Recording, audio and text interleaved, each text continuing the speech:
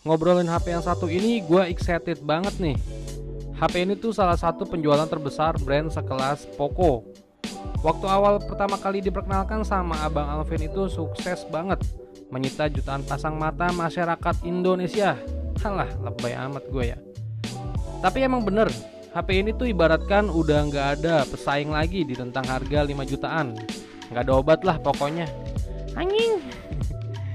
Ini dia Poco F3, sang jawara The Real Killer. Nah, sekarang udah 3 bulanan nih semenjak HP ini dirilis. Kira-kira masih The Real Killer nggak? Ini dia review 3 bulan bersama Poco F3.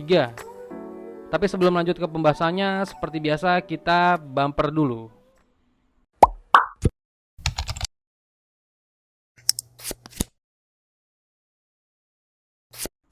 Ada 3 hal yang mau gue obrolin di sini. Pertama, desain dan build quality. Kedua, performa game dan kamera. Dan yang ketiga adalah user experience pemakaian sehari-hari dan layak nggak sih dipakai dalam jangka waktu yang lama. Oke, lanjut.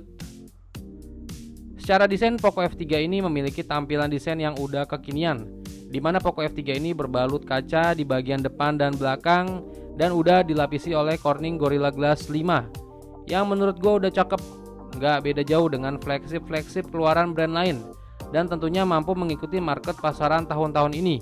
Dan juga bagian belakangnya tampilan desainnya udah cakep banget dengan bentuk kamera yang udah kekinian juga.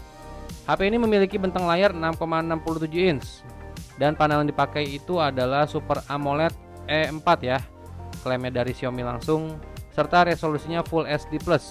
Refresh rate-nya 120 Hz, udah mendukung HDR10+, dan tingkat brightness-nya yang mencapai 1300 nits. Wow, gila edan ini. Ada 3 pilihan warna yang disediakan, yaitu warna hitam kayak yang gue pakai ini. Ada juga putih dan biru.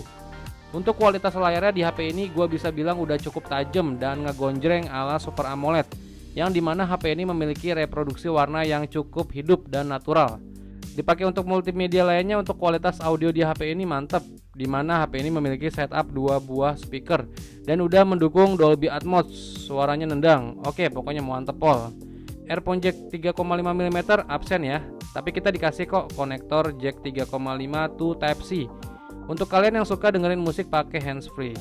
NFC juga udah pasti hadir ya di HP ini, yang kegunaannya udah semakin penting untuk isi e-money atau sekedar cek saldo. Tapi semua itu secara spesifikasi ya, dan itu berupa angka. Tapi secara pemakaian kurang lebih 3 bulan ini, HP ini masih aman-aman aja gue pakai. Desainnya menurut gue cakep dan gak malu-maluin buat ditaruh di atas meja barengan sama HP punya teman-teman. Overall desain dan build quality-nya gue suka banget, gak neko-neko tapi tetap elegan.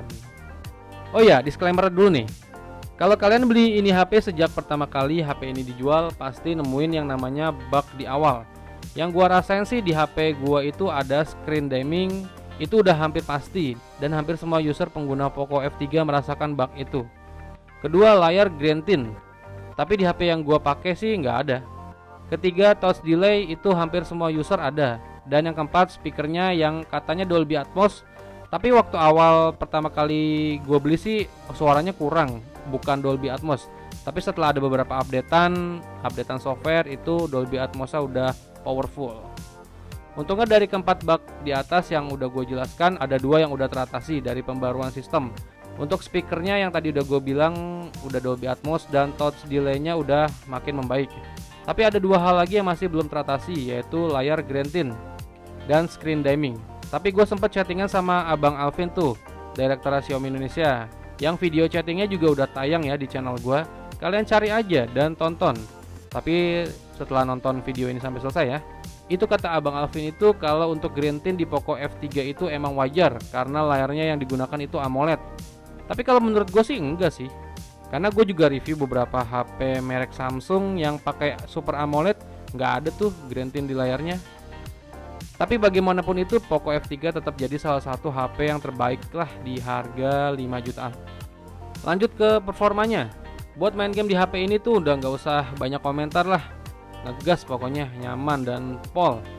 Dimana HP ini dibekali dengan SoC Snapdragon 870.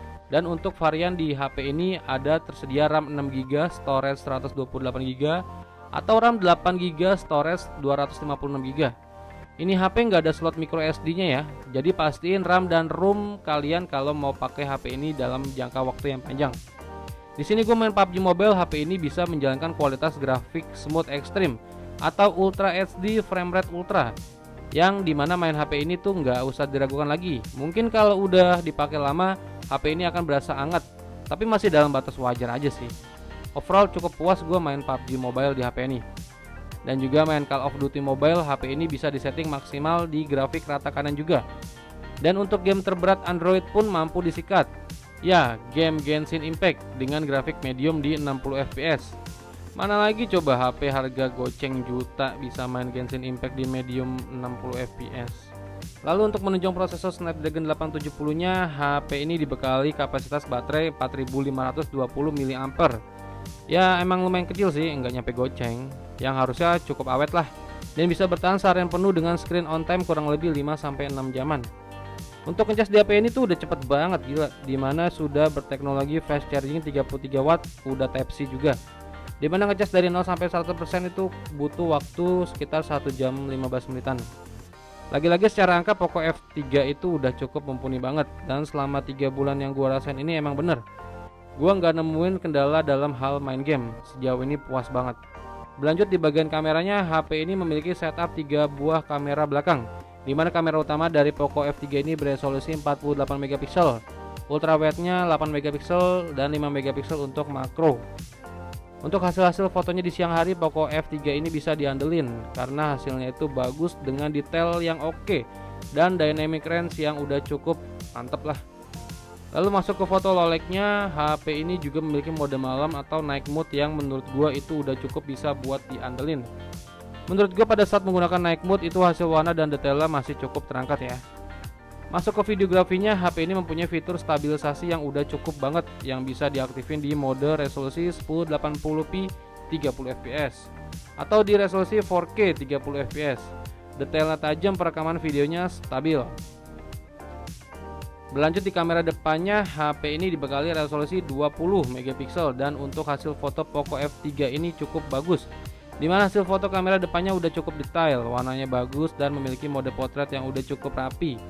Lalu untuk videografinya di kamera depannya Poco F3 ini bisa merekam hingga resolusi 1080p di 30 fps atau 60 fps, yang dimana gua amazing banget. Ternyata di kamera depan di 30 fps itu fitur stabilisasinya itu udah aktif. Jadi cocok banget nih kalian yang suka vlog pakai HP ini. Overall gue suka sama kualitas kamera di Poco F3 ini. Malah gue nggak tahu kenapa ya, banyak di grup-grup komunitas Poco F3 itu ada yang bilang kameranya burik.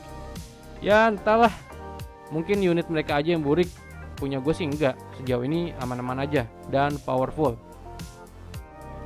Dan yang terakhir untuk user experience sehari-hari yang gue pakai ini aman-aman aja dan semua serba cepet.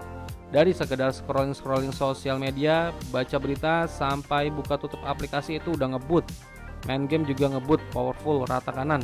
Untuk kebutuhan gue sehari-hari udah cukup banget, baik itu pengalaman penggunaan multimedia, sampai kualitas kameranya udah mantep selama gue pakai. Kekurangannya selama 3 bulan ini paling dari baterainya ya, yang gak tahu kenapa makin lama ini makin boros alias cepet habis. Dan menurut gue untuk dipakai jangka panjang sih udah cocok banget. SoC yang udah terlanjur tinggi dan juga jaringan yang udah mendukung 5G, yang menurut gua HP ini sangat cocok dipakai dalam waktu lama. Sebagai tambahan aja, kalau kalian mau berniat beli HP ini mending secondnya aja ya, karena udah banyak banget dijual. Untuk RAM 6GB banyak dijual di harga 4,3 sampai 4,5 juta tergantung kondisi ya, dan 4,5 juta sampai 4,8 juta untuk RAM 8GB. Oke, sekian dulu video review 3 bulan pemakaian Poco F3 dari gua. Dan sampai ketemu di video gua berikutnya. Venga pamit. Bye.